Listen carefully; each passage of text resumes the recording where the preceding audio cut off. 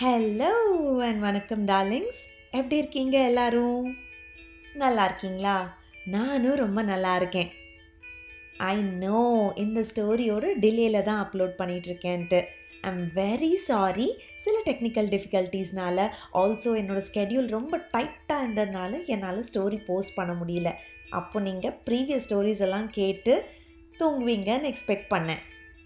சரி, இன்னைக்கு எந்த டிலேவும் இல்லாமல் ரைட்டாக ஸ்டோரிக்குள்ளே ஜம்ப் பண்ணிடலாம். ஓகேவா? இன்னைக்கு நம்ம கேட்க போகிற கதையோட பேர் கிராண்ட்பாஸ் வாக்கிங் ஸ்டிக். வாங்க கதைக்குள்ளே போகலாம்.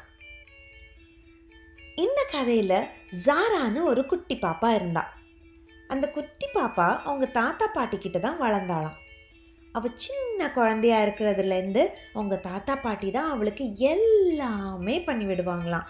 அவள் காலையில் எழுந்திரிக்கும் போதுலேருந்து நைட்டு தூங்க போகிற வரைக்கும் அவளுக்கு பால் கொடுக்கறது, சாப்பாடு கொடுக்கறது, தூங்க வைக்கிறது, விளையாடுறது, டைப்பர் மாற்றுறது எல்லாமே அவங்க தான் பண்ணுவாங்களாம். அவங்க கூடவே ஜாலியாக வளர்ந்துட்டாளாம் அவள். இப்போ ஒரு 5 இயர்ஸ் கழித்து என்ன ஆகுதுன்றது ஸ்டோரியில் கேட்கலாம். சரியா? எப்போவுமே அவங்களோட தான் அவள் ஏதாச்சும் ஒரு ஆக்டிவிட்டி பண்ணிகிட்ருப்பாளாம், ட்ராயிங் பண்ணிகிட்ருப்பாளாம், அவங்களுக்கு ரொம்ப ஹெல்ப் பண்ணிகிட்ருப்பாளாம் வீடு க்ளீன் பண்ணுறதுல. சமைக்கும் போதெல்லாம் பாட்டி சமைக்கும்போது, என்ன பண்ணுறீங்கன்னு பார்க்குறேன் பாட்டி அப்படின்னு சொல்லிட்டு கூடவே ஸ்டூலெல்லாம் போட்டு பக்கத்தில் நின்று எட்டி எட்டி பார்த்துக்கிட்டே இருப்பாளாம். வெஜிடபிள்ஸ் எல்லாம் வாஷ் பண்ணி கொடுப்பாளாம். பாட்டிக்கு பூண்டு உரித்து கொடுப்பாளாம். பாத்திரம் வாஷ் பண்ண பாத்திரத்தை எல்லாத்தையும் எடுத்துகிட்டு போய் நான் எடுத்து வைக்கிறேன் பாட்டி அப்படின்னு சொல்லிட்டு ஷெல்ஃப்லலாம் கவுத்து வைப்பாளாம். தாத்தா பாட்டி ஃபோன் எங்கேயாச்சும் மறந்து வச்சுட்டு வந்துட்டாங்கன்னா அதெல்லாம் எடுத்துகிட்டு கொடுப்பாளாம். அவங்க செருப்பு வீட்டில் போடுற செருப்பெல்லாம் எங்கேயாச்சும் மிஸ் ஆகிடுச்சுன்னா அதெல்லாத்தையும் கொண்டு கொடுத்து ஹெல்ப் பண்ணுவாளாம். இந்த மாதிரி தாத்தா பாட்டியோட லிட்டில் ஹெல்ப்பர் தான் ஜாராவாம். அண்ட் ஜாராவோட பெஸ்ட் ஃப்ரெண்ட்ஸ் யார் தெரியுமா? தாத்தாவும் பாட்டியும் தான். அவங்க 2 பேர் தான் அவளுக்கு எல்லாமே கற்றுக் கொடுப்பாங்களாம். அவளை அவ்வளோ அழகாக பார்த்துப்பாங்களாம். அப்பப்போ தாத்தா பாட்டி திட்டினாங்கன்னா கோச்சுப்பாளாம், எனக்கு ஏன் இப்படி பண்ணிட்டீங்க அப்படின்னு சொல்லிட்டு.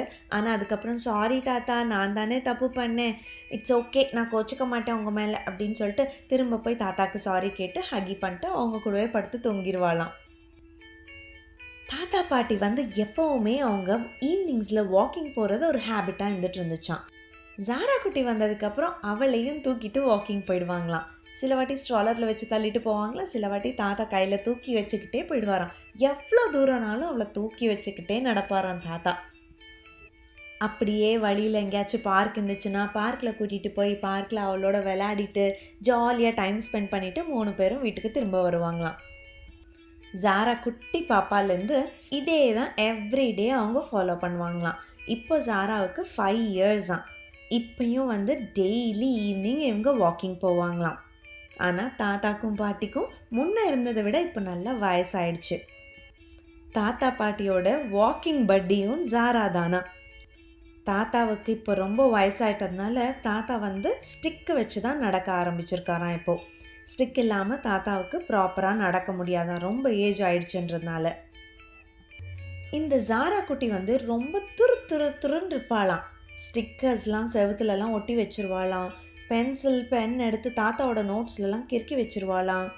அவள் ஸ்கூலுக்கு போக ஆரம்பித்ததும் அவளுக்கு நிறைய ஃப்ரெண்ட்ஸ் கிடைச்சாங்களாமா. அவங்க ஏரியாவில் இருக்க நிறைய குட்டீஸும் ஜாரா படிக்கிற ஸ்கூலில் தான் படித்தாங்களாம். அதனால ஈவினிங்ஸில் தாத்தா பார்க்குக்கு கூட்டிகிட்டு போவாரா. ஜாராவை தாத்தாவை மறந்து போய் ஃப்ரெண்ட்ஸோட விளையாடிட்டே இருப்பாளாம். பாட்டிக்கும் வயசாயிட்டதுனால பாட்டியும் இப்போல்லாம் வாக்கிங்க்கு வரதில்லையாம். தாத்தாவும் ஜாராவும் தான் போயிட்டுருப்பாங்களாம்.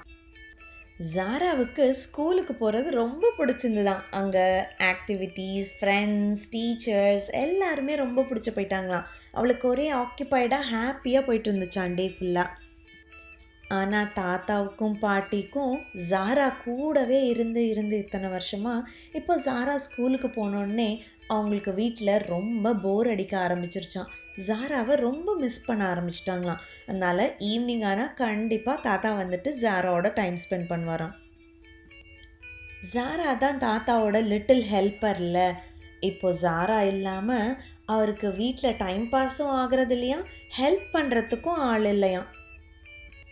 அப்படியே நாள் போக போக ஜாரா கொஞ்சம் பிக் பேபி ஆயிட்டாளாம்.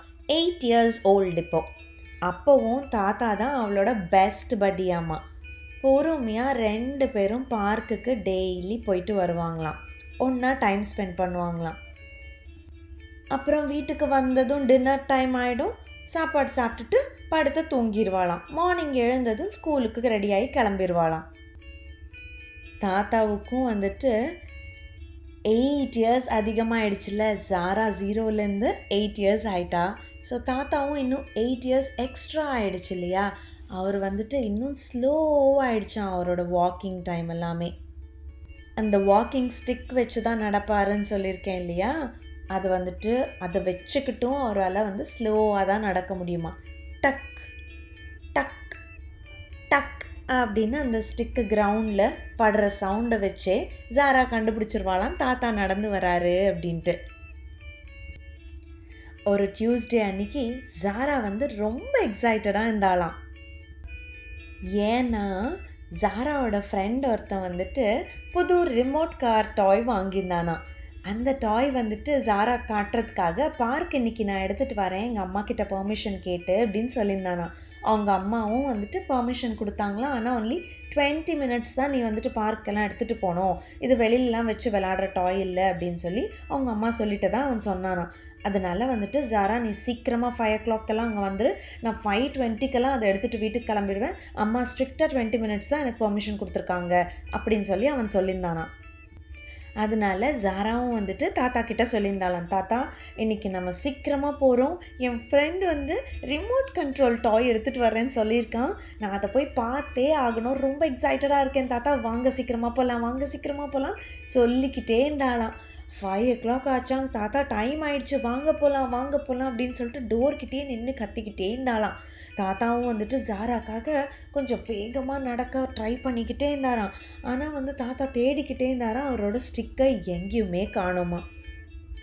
ஜாராவுக்கு லேட் ஆகிடக்கூடாதுன்றதுனால அவரால் நடக்க முடியலனாலும் அப்படி இப்படின்னு ரொம்ப வேகமாக நடக்க ட்ரை பண்ணி ஸ்டிக்கை தேடி தேடி பார்த்தாராம்.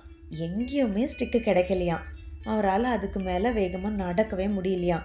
அவர் சொன்னாராம், ஜாரா கண்ணா நீ கிளம்புடா, ஸ்டிக் இல்லாமல் தாத்தாவால் நடக்கவே முடியாதுடா, நீ உன் ஃப்ரெண்டு வெயிட் பண்ணிகிட்ருப்பான், அதனால் நீ போயிட்டு வா, இட்ஸ் ஓகே அப்படின்னு சொல்லிட்டு தாத்தா பொறுமையாக சொன்னாராம். அப்படியா, சரி தாத்தா அப்படின்ட்டு ஜாரா குடுகுடுன்னு ஓடி போக பார்த்தாலாம். கேட் வரைக்கும் போனதுக்கப்புறம் ஜாராக்கு மனசே கஷ்டமாக இருந்துச்சான். திரும்பி பார்த்தாலாம் போர்ச்கிட்ட. அப்படியே தாத்தா அந்த சேரில் உட்காந்துக்கிட்டு இருந்தாராம். ரொம்ப டயர்டாக காலெல்லாம் வலிக்கிற மாதிரி இருந்துச்சு போல இருக்கு அவருக்கு.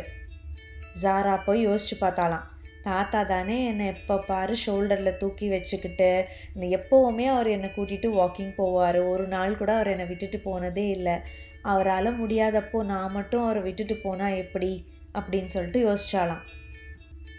இப்போ எனக்கு அந்த ரிமோட் கார் முக்கியமா இல்லை தாத்தா கூட போகிறது முக்கியமா அப்படின்னு யோசிச்சாலாம். என் ஃப்ரெண்டு தானே, அவனை ஸ்கூலில் கூட பார்த்து பேசிக்கலாம், ரிமோட் கார் இப்போ அவன் வாங்கியிருக்கான், அவன் கூட தான் எப்போவுமே இருக்க போகுது, நான் இன்னொரு நாள் கூட பார்த்துக்கலாமே, அது இல்லைன்னா பரவாயில்ல, தாத்தா கூட போகிறது தான் எனக்கு ரொம்ப முக்கியம் அப்படின்னு டிசைட் பண்ணாலாம். கேட் பக்கத்துலேருந்து வெளியில் போய் பார்க்குக்கு போகாமல் கேட்லேருந்து வீட்டுக்குள்ளே வந்துட்டாலாம் அவன். தாத்தா அங்கே பேட்டியோவில் அழகாக உட்காந்துட்டு இருந்தாராம். பாவம்மா தாத்தா பக்கத்தில் போய் உட்காந்துக்கிட்டு தாத்தாவோட கை எடுத்து இவ கை மேலே வச்சுக்கிட்டாலாம். வாக்கிங் ஸ்டிக் இல்லைன்னா என்ன தாத்தா, என் கை தான் இனிமேல் உங்களுக்கு வாக்கிங் ஸ்டிக், என்னை பிடிச்சிக்கோங்க, வேணும்னா என் மேலே லைட்டாக சாஞ்சுக்கோங்க, வாங்க நம்ம பொறுமையாக நடந்து போகலாம் அப்படின்னு சொன்னாலாம். தாத்தா கண்ணா உனக்கு லேட் ஆகிடும்டா, உன் ஃப்ரெண்டு தான் வரேன்னு சொல்லியிருக்கான்ல, நீ போ அப்படின்னு சொன்னாராம். அட அது பரவாயில்ல தாத்தா, அவனை நாளைக்கு கூட நான் ஸ்கூலில் பார்த்துப்பேன், இங்கே தான் இருக்க போகிறான், எப்போ வேணாலும் அவனோட டாயை நான் பார்த்துக்கலாம், இப்போ தானே புதுசாக வாங்கியிருக்கான், அவன் டாய் அவன் கூட தான் இருக்க போகுது, என் கூட எப்போவுமே ஷேர் பண்ணிப்பான் அவன் எப்போ இருந்தாலும், நான் முடியலன்னா அவன் வீட்டுக்கே போய் கூட அதை விளையாடிக்கிறேன், இப்போது நான் அதை போய் பார்க்கணுன்னு அவசியம் இல்லை, வாங்க நம்ம 2 பேரும் ஒன்றா பார்க்குக்கு போகலாம், என்னை எத்தனை வாட்டி நீங்கள் தூக்கிட்டு போயிருக்கீங்க, உங்களை நான் பிடிச்சிட்டு போகிறேன், இன்றைக்கி டிஃப்ரெண்ட்டாக நான் உங்களுக்கு கதை சொல்லிக்கிட்டு பாட்டு பாடிக்கிட்டு கூட்டிகிட்டு போகிறேன், வாங்க தாத்தா அப்படின்னு சொல்லி தாத்தா கையை பிடிச்சிக்கிட்டு கூட்டிகிட்டு போனாலாம். யூஷுவலாக 10 மினிட்ஸில் போய் சேர்கிற இடத்துக்கு வாக்கிங் ஸ்டிக் இல்லாமல் வயசான தாத்தாவை கூட்டிகிட்டு போகிறதுக்கு 20 மினிட்ஸ் ஆச்சும் அந்த பார்க்குக்கு போய் அவங்க சேர்றதுக்கு. ஆனாலும் அந்த ஃபுல் 20 மினிட்ஸும் 2 பேரும் மாற்றி மாற்றி ஸ்டோரிஸ் சொல்லிக்கிட்டு, மாற்றி மாற்றி பாட்டு பாடிக்கிட்டு, ரைம்ஸ் சொல்லிக்கிட்டு, ஹாப்பியாக என்ஜாய் பண்ணிக்கிட்டு டைம் ஸ்பெண்ட் பண்ணிட்டு வந்தாங்களாம். ஜாராவுக்கு அவளுக்கு அவளையே நினச்சி ரொம்ப ப்ரௌடாக ஃபீல் பண்ணாலாம். ஒரு ஹீரோ மாதிரி ஃபீல் பண்ணாலாம் அவள். நம்மளை லவ் பண்ணி கேர் பண்ணுற பெரியவங்களுக்கு அவங்களுக்கு முடியாதப்போ அவங்களோட சப்போர்ட் சிஸ்டமாக நம்ம இருக்கிறது எந்த ஒரு பெரிய ரேஸை வின் பண்ணுறதை விடவும் ரொம்ப ஒரு ஹாப்பினஸ் கொடுக்கும் அப்படின்னு சொல்லி ஜாரா புரிஞ்சுக்கிட்டாலாம். இந்த கதையிலேருந்து நம்ம புரிஞ்சுக்க வேண்டியது என்னன்னா, நம்ம அம்மா அப்பாவோ இல்லை நம்ம தாத்தா பாட்டியோ நம்ம குட்டியாக இருக்கும்போது நமக்கு ரொம்பவே சப்போர்ட்டிங்காக ஹெல்ப் பண்ணியிருப்பாங்க, கேர் எடுத்திருப்பாங்க. நம்ம அவங்களுக்கு பாசத்தை காட்டுற ஒரு விதம் எப்படின்னா, அவங்களுக்கு ரெஸ்பெக்ட் கொடுத்து அவங்கள சப்போர்ட் பண்ணுறதுல தான் நம்மளோட லவ் நம்ம அவங்களுக்கு காட்ட முடியும். ஸோ குட்டீஸ், always remember, respecting and supporting our elders is the most beautiful way to show love. Okay குட்டீஸ், சரி இப்போ நீங்கள் என்ன பண்ணிட்டு இருந்தீங்கன்னா அதை போய் ஹாப்பியாக கண்டினியூ பண்ணுங்கள். நான் உங்களை என்னோட அடுத்த ஸ்டோரியில் சந்திக்கிறேன். அது வரைக்கும் டேக் கேர் அண்ட் பாய் பாய் என் குட்டி டார்லிங்ஸ்.